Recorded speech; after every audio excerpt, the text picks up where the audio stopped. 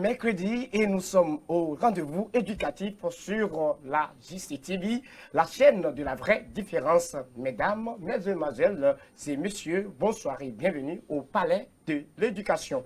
Les examens de fin d'année pour un moment de toutes sortes de sacrifices est le thème qui nous intéresse aujourd'hui. Monsieur Adekabi Adéonis Sylvestre, professeur de mathématiques au lycée, vous êtes mon invité cet après-midi. Comment allez-vous? Bonsoir. Bonsoir, monsieur Mathieu Bida. Comment allez-vous? Je vais très bien. Et les élèves? Ils vont bien aussi. Nous sommes dans les moments, la période des examens et avec le stress, comment ça évolue à votre niveau? Déjà, ça fait un bon bout de temps et on est déjà stressé par-ci, par-là pour pouvoir faire évoluer ces apprenants vers la fin de l'année, vers une réussite certaine. D'accord, monsieur. Et je rappelle encore le thème qui fait l'objet de notre discussion cet après-midi, les examens de fin d'année, un moment de toutes sortes de sacrifices. Monsieur, et c'est quoi un examen en milieu éducatif et pourquoi faut-il le faire? Merci beaucoup pour la question. C'est une très belle question. Avant d'arriver à la réponse à cette question, je tiens d'abord à vous remercier pour cette émission Palais de l'Éducation qui permet à certains élèves de comprendre certaines choses et de comprendre aussi la vie scolaire. Maintenant, avant de venir, je tiens toujours par certains créneaux pour dire d'abord, même un menuisier qui apprend la menuiserie, à la fin, le patron de l'atelier lui propose de réaliser certaines choses. C'est comme un examen. Maintenant, c'est quoi un examen en milieu éducatif? Un examen, c'est une série d'épreuves qui permet, et la série permet aux apprenants, au bout de 8 mois ou de 9 mois, de mesurer leur aptitude et la série, à sa fin, donne un résultat ou une réponse, c'est-à-dire la note que le candidat ou l'apprenant a eu pour pouvoir passer d'un niveau à un autre niveau. C'est-à-dire passer d'un niveau inférieur à un niveau supérieur. D'accord, monsieur. Et quelle est l'importance de l'examen, selon vous? Bon, l'importance, c'est tout savoir si l'élève ou l'apprenant comprend ce qu'on lui a transmis au cours des 8 mois ou des 9 mois. Souvent, à l'approche des examens, on voit des gens qui font des vœux par-ci et par-là pour avoir la réussite. Et nous savons tous que les mystères de l'Afrique, dans ce cadre, comment se prépare réellement un examen? Bon, les vœux, c'est bien. Parce que nous ne sommes pas descendus tout droit sur cette terre. nous sommes passés par le canal d'un créateur. Et ce créateur, c'est Dieu. Et s'il y a les vœux, c'est parce que des gens croient et pensent que en émettant ou en souhaitant ces vœux à l'autrui, Dieu peut écouter la prière et puis ça peut avoir de récompenses ou de retombées positives sur la personne à qui on souhaite les vœux. Maintenant, c'est juste dit que les vœux se souhaitent mais ne peuvent pas se réaliser. Pourquoi? Parce que il faut, comme vous avez posé la question, il faut avoir une certaine aptitude avant que ces vœux ne se réalisent. Et pour que les vœux se réalisent, l'aptitude doit être, c'est-à-dire, doit être là. Et c'est quoi cette aptitude? L'apprenant doit savoir que lorsque je rentre dans une classe, surtout dans une classe d'examen, les examens ou mon examen se prépare du début de la rentrée jusqu'au jour où on a dit que les cours sont arrêtés. Voilà. Et partant de cela, si l'apprenant est organisé, et il saura que ici, après 3 mois, le premier trimestre, après 3 mois encore, le deuxième trimestre, saura que ici, je ne suis pas en forme pour pouvoir attaquer mon examen dans peut-être 45 jours ou dans 40 jours. Donc, de ce fait, l'apprenant doit s'organiser. Et tel que vous avez posé la question, comment on prépare les examens? Bon, j'aurais aimé que cette émission soit passée avant le début de probatoire, c'est-à-dire de bac 1, mais ce sont nos temps ou le calendrier qui ne nous permet pas d'être là. Mais pour ceux qui restent, surtout ceux qui sont en terminale, il leur reste encore, bon, je dirais 8 jours, 9 jours pour être dans les bonnes normes. Un examen, pour le préparer, bon, à chacun ou à chaque série, ces disciplines, c'est-à-dire les matières. Donc, les matières sont divisées selon certaines, c'est-à-dire un certain volume d'heures et un certain coefficient. Donc, l'élève doit être organisé à ce niveau-là. D'abord, exemple, si je prends le français, il y a de cela 5 ans, les examens se sont passés. Qu'est-ce qu'on a demandé en français? Je dois avoir au moins 5 épreuves.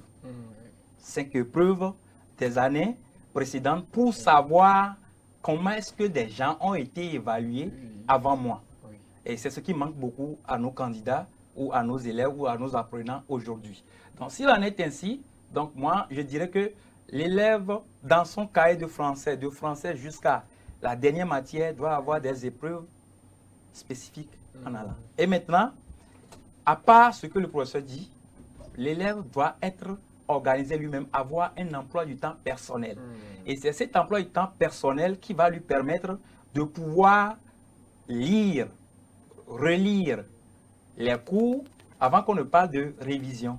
Parce que si tu n'as pas visé, tu ne peux pas réviser. Donc, ils attendent 3 semaines, 4 semaines des examens et on dit que nous sommes en révision. Il y a certains qui ne dorment même pas. Alors, non, notre esprit, notre cerveau a besoin d'un petit repos. Et si je reviens vers ces élèves de terminale, d'aller revoir ce que les enseignants ont déjà fait, revoir bien ces choses-là et réviser, relire. Lisez encore de nouveau pour voir où est-ce que ça ne va pas. Et à partir de cela, ils sauront comment s'organiser. Et cette émission, j'aurais voulu que peut-être dans les jours à venir, à l'approche de la nouvelle rentrée qu'on fera, donc on commence déjà par faire des émissions, comment on prépare un examen, et vous verrez que les élèves doivent être organisés. Et je dis toujours, le portable, c'est bien. Je parle de téléphone cellulaire, c'est bien. Pour donner un bon rendement à ces apprenants aujourd'hui. Mais malheureusement, le portable n'est pas utilisé à bon escient pour pouvoir parvenir à un résultat. Donc, le portable est utilisé pour autre chose. Par exemple, voilà votre cours, le portable est à côté, mais message vient, tu lis d'abord avant de revoir le cours. Tu dois être concentré. Un mois et demi, et si c'est, je ne sais pas, trop demandé, pourquoi pas, dans 2 mois, il faut fermer les lignes pour pouvoir suivre. Maintenant, si tu dois laisser les lignes, c'est pour répondre, peut-être pour traiter une épreuve avec des amis, même demander à un professeur, j'ai traité ceci, revoyez-moi ça. Peut-être les parents n'ont pas les moyens pour prendre quelqu'un pour t'aider à la maison. Donc voilà un peu, brosser ou résumer la question que vous m'avez poser. D'accord, je vais encore vous gêner. Oui. Nous parlons des différents types de sacrifices dans les préparatifs d'un examen. Oui. Les téléspectateurs, ils sont branchés pour bien comprendre un certain nombre de choses. Donc, j'aurais aimé que vous éclairez encore une fois les téléspectateurs sur les préparatifs des examens ou bien les sacrifices qu'il faut faire réellement. Quand on parle de sacrifice, c'est se donner à fond. Oui. Voilà, mais je ne vais pas parler à la place.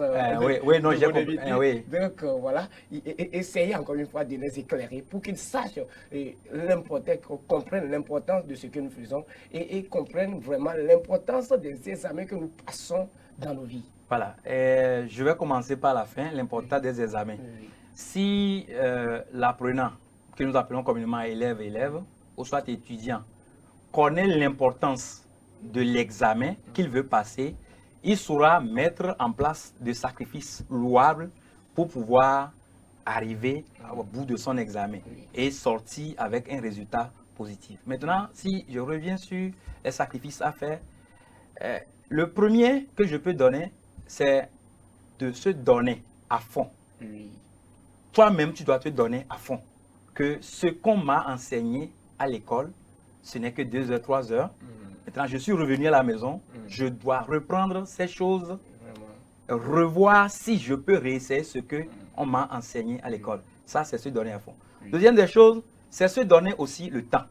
Parce qu'aujourd'hui, il y a d'aucuns diront que le temps évolue, nous aussi nous devons évoluer. Voilà, mais il faut évoluer positivement. Donc, consacrer beaucoup de temps au cahier, qu'au portable, qu'à la sortie ou à des sorties, on ne sait pas quoi. Et des sorties qui ne nous ramènent rien. Voilà. Je suis apprenant. Donc, pourquoi sortir lorsqu'il reste encore 2 mois? Oh, j'ai 10 matières à faire, j'ai 15 matières à faire, alors que sur les 10 matières-là, je ne connais même pas 5 exactement. Voilà un peu, voilà. Donc, se donner à fond et se donner le temps d'apprendre ce qu'on m'a enseigné. Et si je reviens encore sur ça, ce n'est pas pour bannir. Je vais vous donner un petit exemple. Il y a de cela 5 ou 6 ans, c'est un ami garçon qui était en terminale D. C'est un bon batteur, comme on le dit dans leur église. Et chaque soir, bon, c'est parce qu'il vient chez moi pour me demander de petits conseils. Et je lui ai dit que, bon, c'est vrai que tu joues un rôle important dans l'église. C'est Dieu même qui a dit de travailler avant de manger. Si tu n'as pas travaillé, tu ne peux pas manger. Donc là, réduis un peu le temps que tu passes à l'église les soirs pour dire que je vais montrer ceci, je suis moniteur, je suis ceci, je suis là. Il m'a taxé de Satan. Ouais, excusez-moi, il m'a taxé de Satan. Pas Dieu. Voilà. Et j'ai dit, bon, merci beaucoup. Et ce n'est pas un souhait que je lui ai fait. Il a été au bac D, il a échoué. Il a échoué. Bon, ce n'est pas que j'ai été content, mais c'est parce que le temps qu'il passe là, il y a la SVT, leur matière de base, 4, qu'il maîtrise très mal même. La physique, la mathématique et les autres matières. Et l'année suivante, il a repris la terminale et un jour on s'était vu, je lui ai posé question, il dit, Monsieur Adekambi, j'ai laissé tout ce que je fais là. Je dis, j'ai pas dit de laisser, j'ai dit de réduire le temps. Et lorsque tu réduis le temps, le reste du temps là, tu consacres ça au cahier, pas à autre chose. Et là, tu verras, tu peux beau prier Dieu, mais si tu n'as pas appris, tu ne vas pas réussir à l'examen. On peut beau prier, mais ce n'est pas à tous ceux qu'on a souhaité les vœux de réussite au probatoire cette année, qui ont réussi cette année. Voilà. Il y a des gens qui prient. Je suis dans des écoles, des élèves qui prient, qui prennent tout leur temps à prier. Et ils sont revenus bredouilles. Parce que Dieu sait que tu n'apprends pas. Dieu sait que tu ne travailles pas. Donc tu ne peux pas manger. Voilà. Parce que Dieu, il a dit que celui qui ne travaille pas ne mange pas. D'abord, Dieu n'est pas paresseux. Oui, voilà. Il a tout organisé, hein. Il a tout organisé. Regardez, le ciel et la terre, les deux ne se touchent pas. La mer de l'autre côté. Et voilà, on ne sait pas comment est-ce que nous devenons enfants depuis ventre jusqu'à être ce que je suis aujourd'hui, ce que tu es ou vous êtes aujourd'hui. Nous ne le saurons jamais. C'est un mystère. Voilà, donc ça veut dire que celui qui a conçu ça n'est pas un paresseux. Donc nous aussi, nous ne devons pas être paresseux pour essayer de l'appeler, pour dire que finalement on aura un résultat positif. Non. Dieu va aider celui qui travaille beaucoup et prie. Voilà, il faut travailler et on prie. Les deux marchent. Non, laissez le travail et dire que je prie, je prie. Dieu va pas. Si Dieu se prend le bic de tout le monde là, pour travailler là. Donc, finalement, c'est comme s'il nous rend paresseux. Oui. Voilà. Donc, si pour les sacrifices, c'est ce que je vais vous dire. Aujourd'hui, que nos apprenants arrêtent certaines choses, par exemple des sorties qui ne sont pas dignes de leur nom, prendre des photos dans des piscines pour montrer que je bois, on sait nager, je suis Nous sommes africains, moi je le dis toujours, nous sommes africains et nous avons la culture africaine. Donc nous ne pouvons jamais égaler les blancs. Eux, ils ont déjà une base. Un petit blanc, après un bout de temps, rentre dans sa chambre où il y a un petit laboratoire de livres. Mais où est-ce que vous et moi, là, on a un laboratoire de livres? Nulle part. Bibliothèque, on n'a rien. C'est ça que j'appelle. Voilà. Les lames de chien. Les ordinateurs, les PC, on les donne aujourd'hui à des gens pour apprendre, mais les PC sont transformés en des PC pornographiques. Voilà. Des choses. Voilà, c'est qu'on se tait sur certaines choses, mais normalement, on devait essayer de réveiller cette jeunesse. Voilà. Merci beaucoup, monsieur Mathieu. Je vous en prie, monsieur Adekabi. Et donc, moi, je voudrais dire quelque chose d'important à tous ceux qui nous suivent, surtout les élèves, les apprenants, les étudiants, ceux qui ont des examens à passer, qui ont déjà passé. Parce que ce n'est pas parce qu'on a déjà passé les examens que cette émission ne te concerne plus. Mais il faut que tu apprennes de ce que nous disons sur cet écran, dans ce studio ici, sur la chaîne de la vraie différence. Je voudrais dire aux élèves de se donner à fond. Là, j'ai retenu ça. Quand on se donne à fond, on arrive à toujours payant. Un résultat favorable. C'est toujours payant. C'est toujours payant, d'accord. Et là, je voudrais aussi leur dire que le temps qu'il doit avoir, il doit savoir gérer le temps. Et donc, la gestion du temps est venue à point nommé pour leur dire une grande chose par rapport à leur vie. Parce que pour réussir dans la vie, il faut vraiment se donner des principes. Des principes, des règles.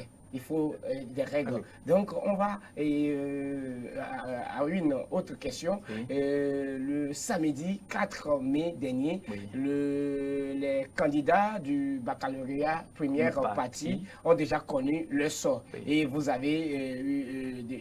êtes enseignant et je sais que vous avez déjà une idée sur le taux de réussite de cette année. Éclairez-nous un peu. Oui, effectivement, samedi passé, ceux de probatoire, on les appelle communément. Tous, ils ont connu leur sort, la réussite et l'échec. Voilà. Mais c'est pour dire tout simplement que je maîtrise côté technique. Et c'est ça que je vais dire, le taux. Pour l'enseignement général, je n'ai pas le taux. Pour l'enseignement technique, le taux, excusez-moi, tourne autour de 71,16%. C'est bon. Donc, ça veut dire que si on prend 100 candidats, donc on suppose que 71 ont eu leur probatoire. Donc, ça veut dire que 28 ou 29 sont recalés. Oui, là, vous avez bien travaillé. Bon, je dirais oui. Pourquoi? Parce que c'est un résultat qu'on on n'aura pas plus que ça. Bon, de par les années, si on doit comparer de certaines années jusqu'à aujourd'hui, nous sommes en train de faire une évolution. Oui, c'est un espoir. Oui, c'est un espoir. Donc peut-être l'année prochaine, ce serait 80. Oui, et là, voilà, là, il faut que ça évolue. Normalement. Normalement. Puisque un apprenant aujourd'hui, je ne suis pas en train de taxer l'éducation togolaise. Aujourd'hui, on revoit un peu les épreuves, la façon de poser les questions, ça change un peu. Donc si on doit prendre les épreuves de peut-être 2005 comparé à aujourd'hui 2022, donc je ne pense pas que ces candidats-là qui sont en train d'avoir les 71% là auront peut-être 18%. Voilà. Donc ça veut dire que les choses évoluent, on est en train de revoir le niveau. Et maintenant, c'est aux candidats, aux élèves, aux apprenants de reconnaître que nous, c'est notre temps. Nous devons saisir l'occasion pour évoluer plus. Puisque aujourd'hui, il y a les bourses. Il y a les bourses. Si on avait ça là à notre temps aussi, ce serait bon. Il y a les bourses. Voilà, donc ils n'ont qu'à évoluer, ils n'ont qu'à travailler. Exemple, si tu as mention passable aujourd'hui, je ne suis pas en train de les insulter, ce n'est rien. Voilà, c'est à partir de mention bien, très bien, voilà, c'est ça là, on demande de venir déposer les bourses et puis tu prends, toi aussi tu t'en vas, tu vas fréquenter, tu reviens. Peut-être tu sors d'une famille pauvre avec ton niveau ou ce que tu as appris, la façon dont tu t'es sacrifié, tu vas relever papa et maman de leur pauvreté. Est-ce que les élèves pensent vraiment à ces bourses quand ils se préparent pour les examens? Est-ce qu'ils pensent vraiment à ces bourses? Pour certains, oui. Pour d'autres, non. On s'en fout. Bon. Parce qu'un jour, je parlais, ou je discutais avec certains élèves de la terminale, et il y a certains qui m'ont dit clairement, monsieur, vous avez été à l'école. Vous avez été à l'école voyant votre niveau. Ce n'est que l'enseignement que vous faites. Mais je leur ai répondu que s'il n'y a pas enseignant, toi, tu ne seras pas ici.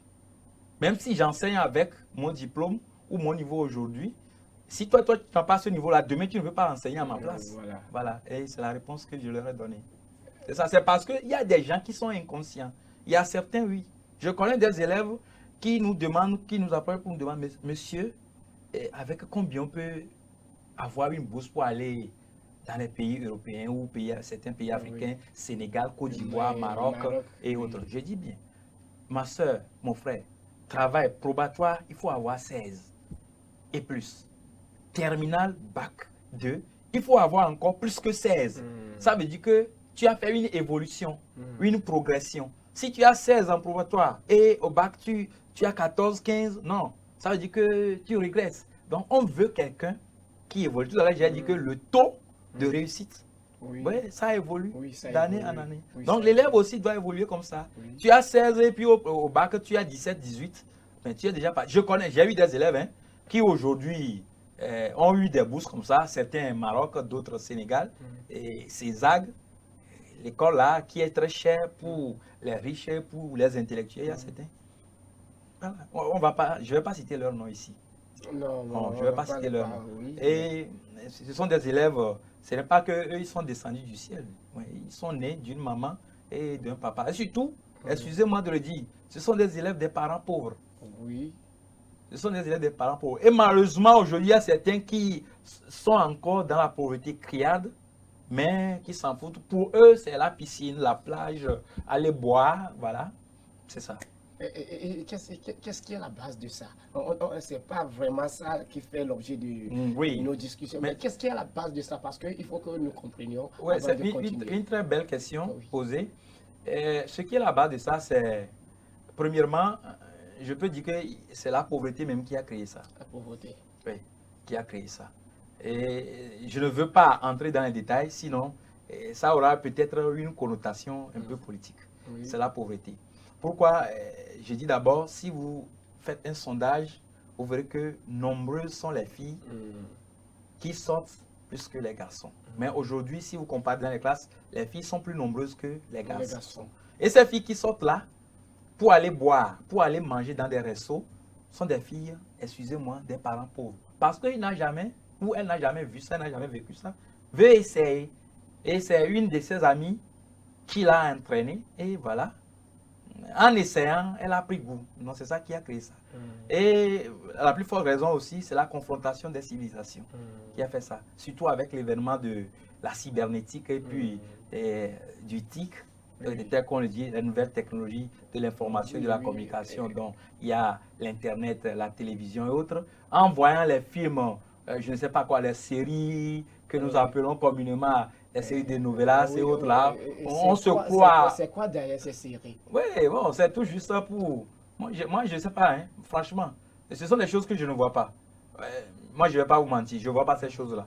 Non, excusez-moi de le dire. Donc, c'est ces deux choses-là.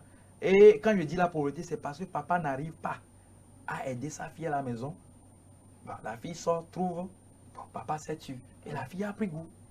Voilà. Si papa travaille et a un moyen pour dire, ma fille, tu ne sors pas aujourd'hui, elle ne va pas sortir. Parce que la fille sait que papa n'a pas les moyens pour m'offrir des robes, Pour m'amener à la piscine, 2000 francs, 2500. Pour me payer ceci, ceci. 2000 francs, on peut payer 5 bols de maïs. Voilà, et papa est en train de faire ce petit calcul à la maison. Donc, on ne peut pas donner les 2000 francs. Voilà, vous voyez, non. Et Oui. tu n'es pas la seule, vous êtes peut-être 4 pour papa. Donc, c'est pourquoi je dis que c'est la pauvreté, on ne va pas rentrer un peu dans les détails. On essaie d'être superficiel. Voilà, c'est la jeunesse qui se perd en disant, je bois, et il y a certains qui ajoutent que, bon, le temps, ça ne dure plus, hein, qu'on ne fait plus les 70 ans, le thème entre griffes, je vais manger la vie avant de mourir. Merci beaucoup. Mais on ne mange pas la vie. Bon, c'est pourquoi je dis qu'il y a certaines choses après, peut-être. S'il y a certaines émissions qui traitent un peu de la société, si vous m'appelez, je vais venir. On va en parler, il n'y a pas de souci. Parce qu'aujourd'hui, oui, c'est très intéressant ce que vous venez de dire. Les jeunes que nous sommes, parce que nous sommes tous jeunes, les jeunes comme nous sommes aujourd'hui, il faut qu'on ait vraiment des projets. Des projets. Il faut qu'on ait des objectifs à atteindre. Oui, à atteindre. Et il faut tout faire pour quand même arriver au sommet. Parce que si tu es né dans une famille pauvre, il ne faut pas accepter de vivre dans cette famille pauvre jusqu'à mourir. Mais il faut sortir. Peut-être par toi viendra le salut, viendra une issue favorable. Mais les gens ne veulent pas. Pense au moins, moi je suis pauvre. Je ne vais pas vouloir que mon enfant aussi soit pauvre demain comme moi.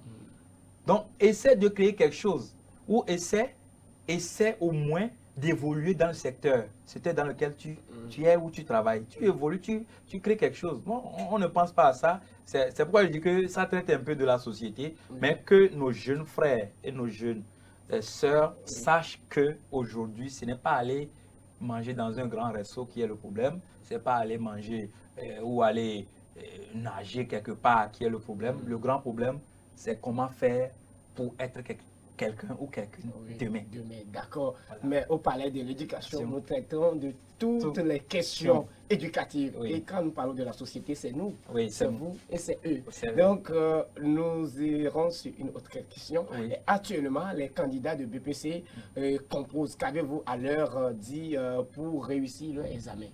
Je disais ça qu'on avait pris un petit retard.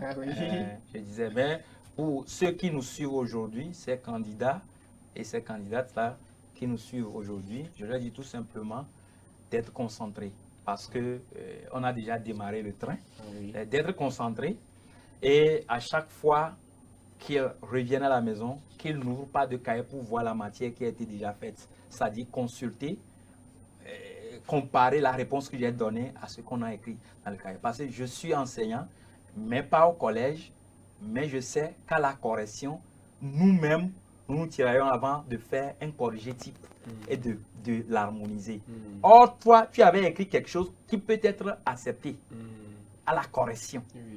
Et c'est pas parce que tu as relu dans ton cahier de la matière que tu as déjà faite, tu as relu autre chose et tu vas te prendre la tête. Et en faisant ça, ça veut dire que tu perds déjà, tu as la peur au cœur et tu perds déjà des réponses pour l'épreuve à venir. Donc, qu'ils se concentrent.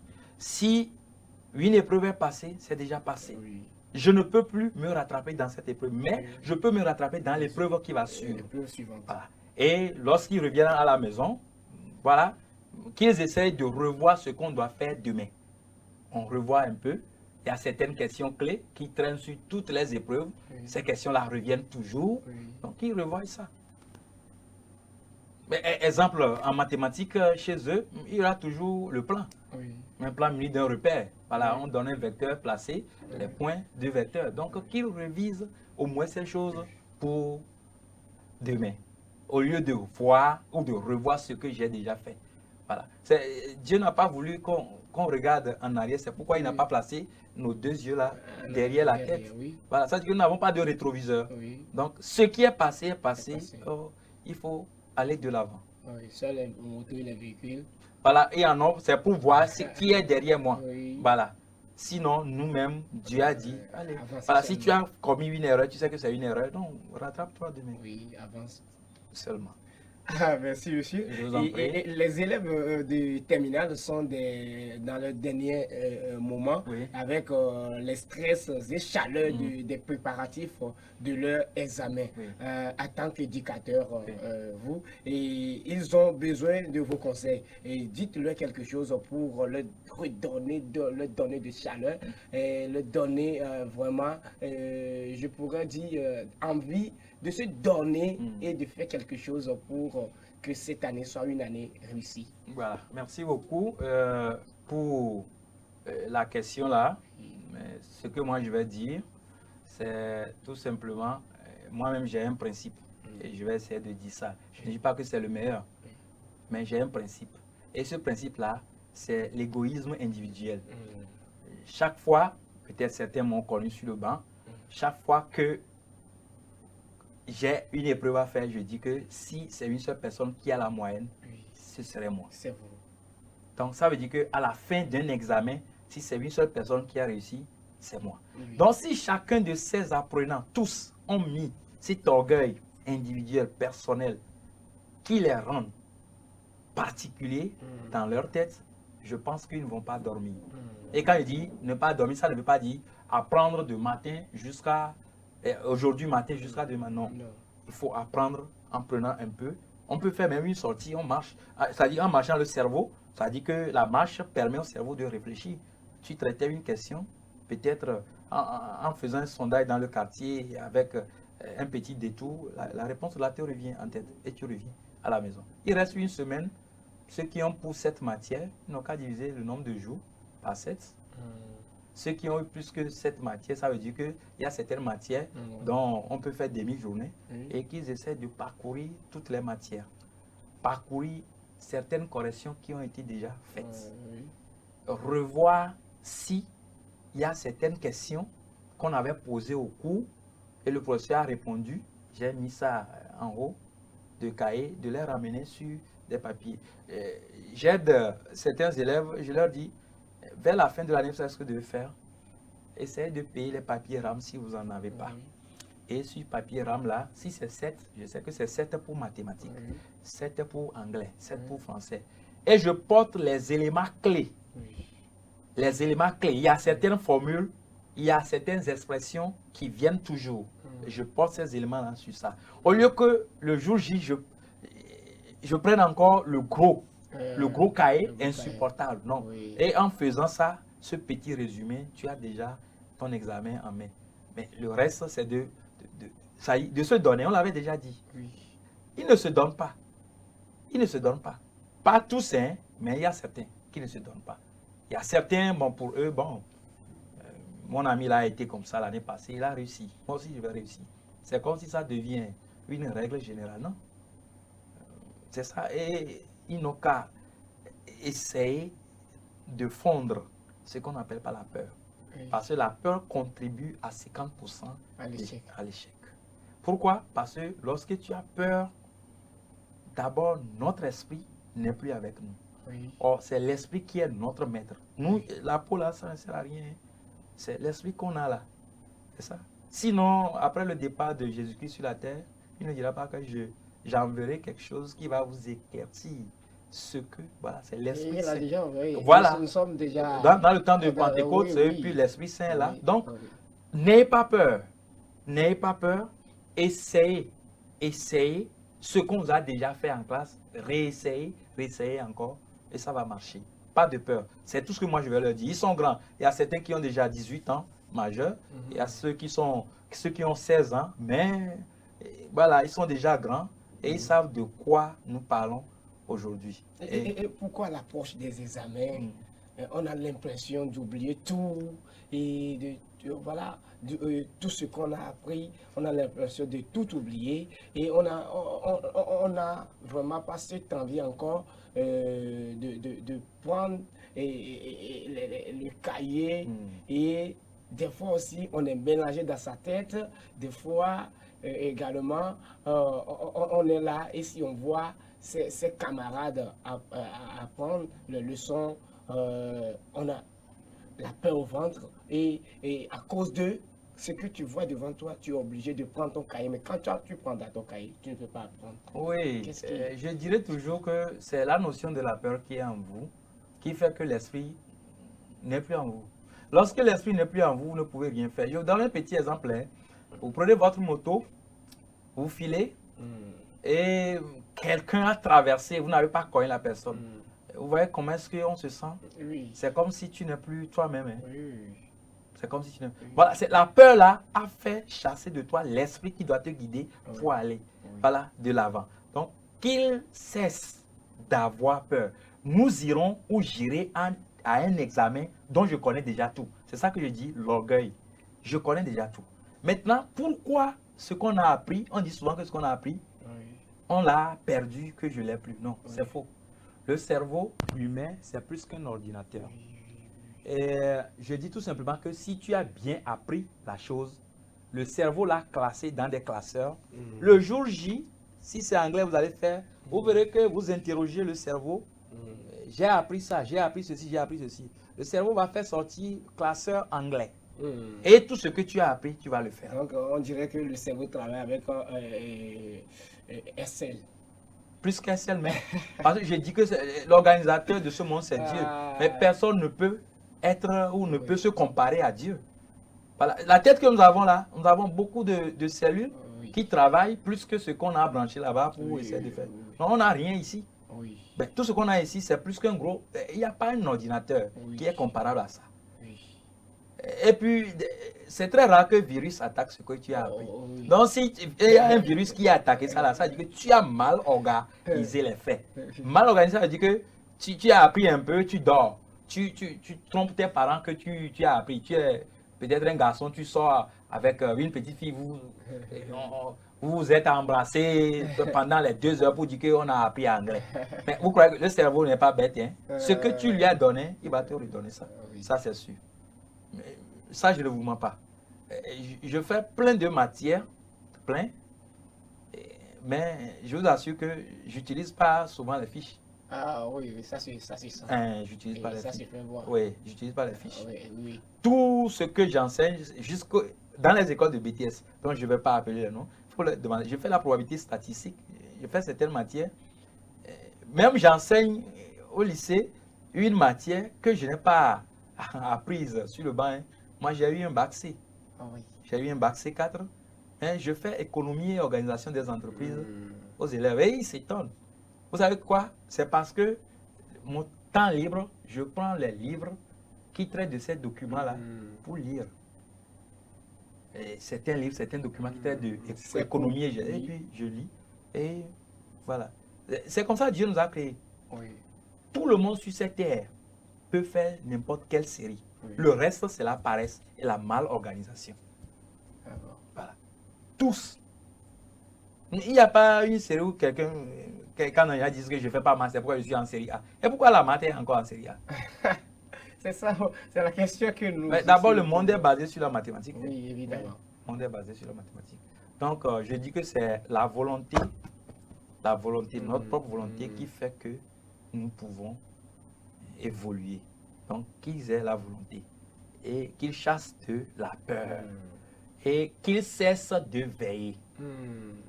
Parce que lorsque le cerveau sera fatigué le jour J, tu lui balances une question et dis que tu m'as tellement donné de bêtises que je ne les ai pas arrangées à temps.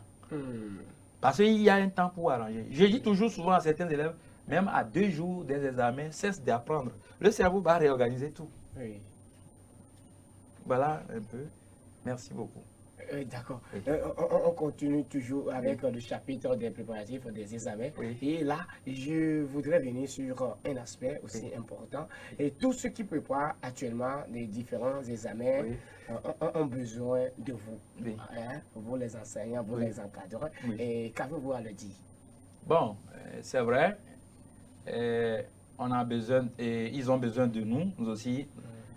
On a besoin d'eux. Pourquoi? Parce que lorsque l'apprenant réussit à les examens, c'est vrai qu'on ne va pas te donner 1 million, 2 millions, hein, mais c'est une fierté pour nous les enseignants.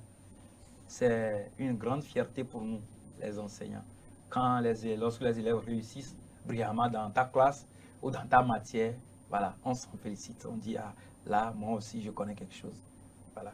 Seulement que tu n'auras pas de l'argent. Mais c'est déjà une bonne chose. Ce que je peux leur dire maintenant, c'est tout simplement ce qu'on leur a déjà transmis. On a déjà dit tout. Tout ce qui peut sortir à l'examen, c'est déjà fait dans les cahiers.